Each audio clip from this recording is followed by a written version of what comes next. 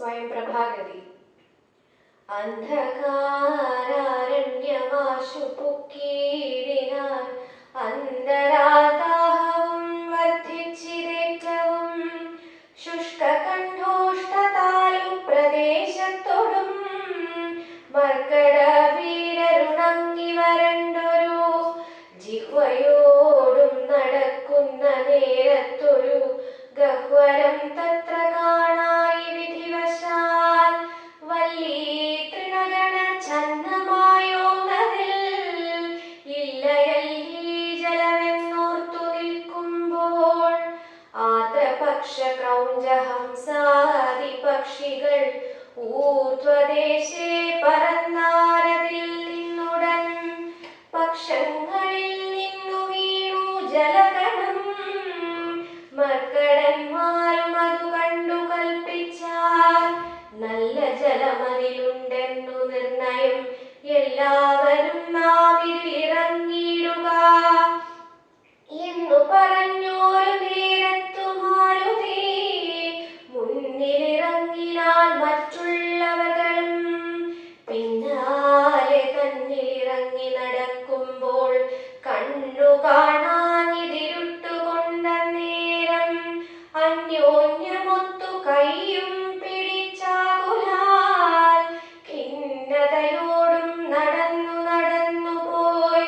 ചെന്നാരതീവ ദൂരം തത്ര കണ്ടിരു മുന്നിലാം ഭാരതി ധന്യദേശസ്ഥലം സ്വർണമയം മനോമോഹനം കാൺമവർ കണ്ണിനും ഏറ്റമാനന്ദകരം പരം വാപികളുണ്ടു മണിമയവാരിയാൽ ആ പൂർണ്ണഗണായ അതീവ വിശദമായി പക്വഫലങ്ങളാൽ നമ്രങ്ങളായുള്ള വൃക്ഷങ്ങളുണ്ടു കൽപ്പദ്രുമതുല്യമായി പീയൂഷ സാമ്യമധു ദ്രോണ സംയുക്ത പേയഭക്ഷ്യാന്ന സഹിതങ്ങളായുള്ള വസ്ത്യങ്ങളുണ്ടു പലതരം തത്രൈവ വസ്ത്രരത്നാദി പരിഭൂഷിതങ്ങളായി മാനസമോഹനമായ ദിവ്യസ്ഥലം മാനുഷവർജിതം ദേവഗേഹോപമം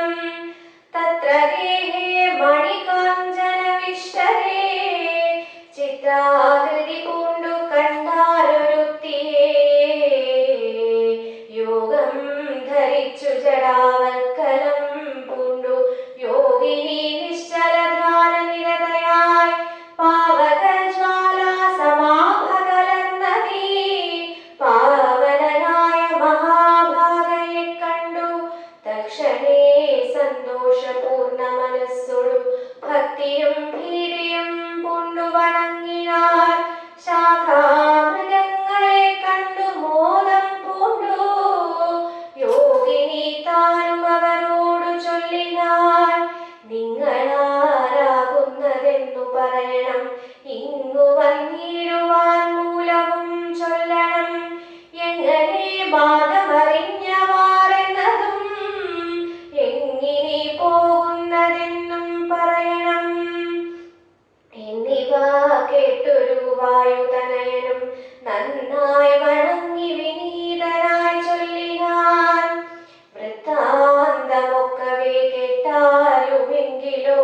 സത്യമൊഴിഞ്ഞു പറയുമാറില്ല ഞാൻ ഉത്തര കോസലത്തിങ്കൽ അയോധ്യ എന്നുത്തമമായുണ്ടൊരു പുരിഭൂതലേ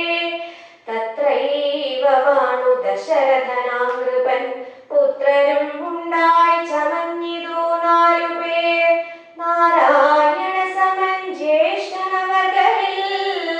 ശ്രീരാമ